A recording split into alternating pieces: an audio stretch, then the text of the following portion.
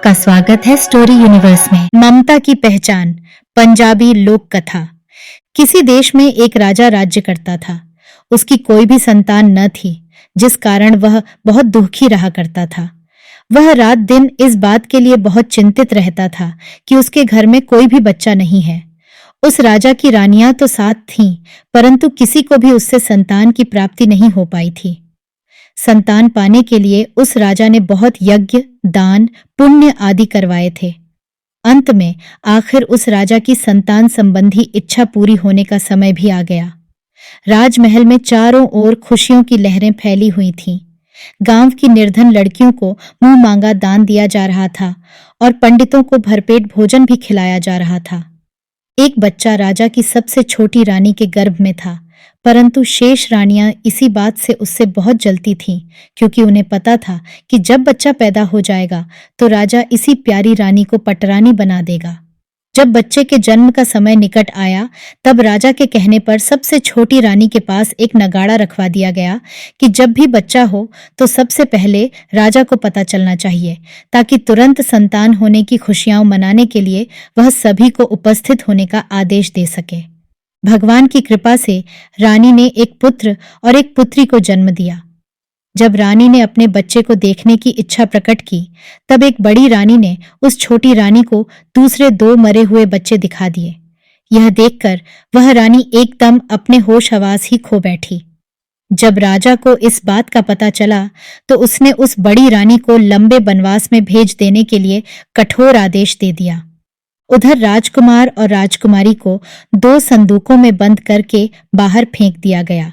वहां से उसी समय सौभाग्यवश एक संत महात्मा गुजर रहे थे। तभी उन्हें उन दो बच्चों के रोने की आवाज अपने कानों में सुनाई पड़ी। उन्होंने तुरंत उसे उस बड़े संदूक से बाहर निकाला और उन्हें अपने घर ले गए। महात्मा जी इस घटना के बाद उन बच्चों का आप ही पालन पोषण करने लगे। यह बात किसी तरह रानियों के पास भी पहुंच गई कि छोटी रानी के दोनों बच्चे अभी मरे नहीं, बल्कि जीवित हैं और बहुत ही अच्छे ढंग से उनका किसी साधु के घर में उसके ही द्वारा अच्छी तरह से पालन पोषण हो रहा है।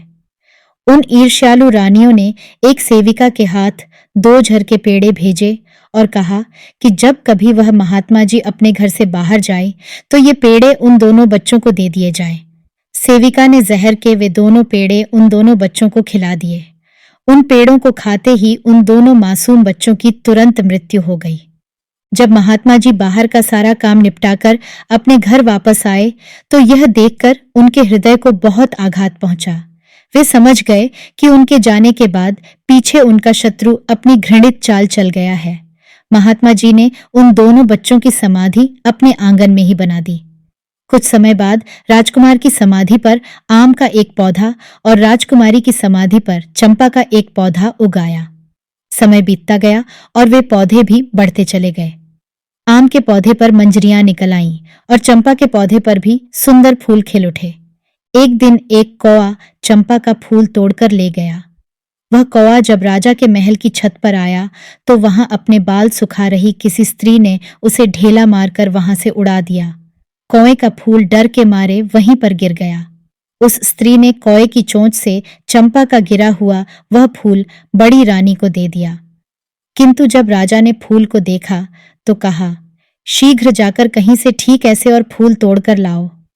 बहुत से व्यक्तियों ने फूल तोड़ने के प्रयत्न तो किए, परंतु वे फूल किसी से भी नहीं टूट पाए।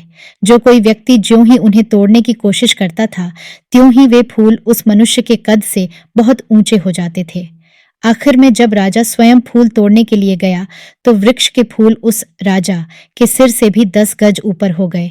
इतने में वहां समीप ही एक समाधि से आवाज आई कि महाराज, यदि आपको फूल चाहिए तो आप उस स्त्री को भेजें जिसने कौए को उड़ाया है।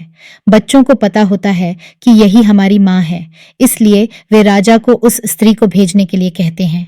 राजा ने ऐसा ही किया। जब बच्चों की माता उन पौधों के पास आई, तो वृक्ष नीचे की ओर झुक गए। अब उस वृक्ष ने अपनी शाखाओं को बच्चों की माता के इर्द गिर्द लपेट लिया। माँ ने अपने बच्चों को अच्छी तरह प्रकार से पहचान लिया और उसकी छाती से सहसा दूध की धाराएं बहने लगीं। इतने में वे महात्मा जी भी वहां आ गए। उन्होंने राजा को सारी बात बता दी। जब राजा को पता चल गया कि रानियों ने उसे बहुत ही चतुराई से मूर्ख बनाया है, तो उसने बहुत पश्चाताप किया। इसके बाद उस महात्मा ने दोनों समाधियों को खुदवाया और मंत्रों द्वारा उन दोनों भाई बहनों को जीवित कर दिया। वे दोनों दौड़कर अपनी मां की गोद में बैठ गए। राजा ने आदेश दिया कि बड़ी रानियों को हाथियों के पांव से बांधकर सारे शहर में घसीटा जाए। इसके बाद वह बड़ी धूमधाम से छोटी रानी को बहुत ही शान और शौकत से राजमहल में ले आया। इस प्रकार वे सभी प्रसन्नता से अपना शेष जीवन व्यतीत करने लगे। साभार डॉ सुखविंदर कौर बाठ। आशा करते हैं कि यह कहानी आपको बहुत पसंद आई होगी। ऐसी और कहानियां सुनने के लिए जुड़े रहिए हमारे चैनल स्टोरी यूनिवर्स के साथ। धन्यवाद।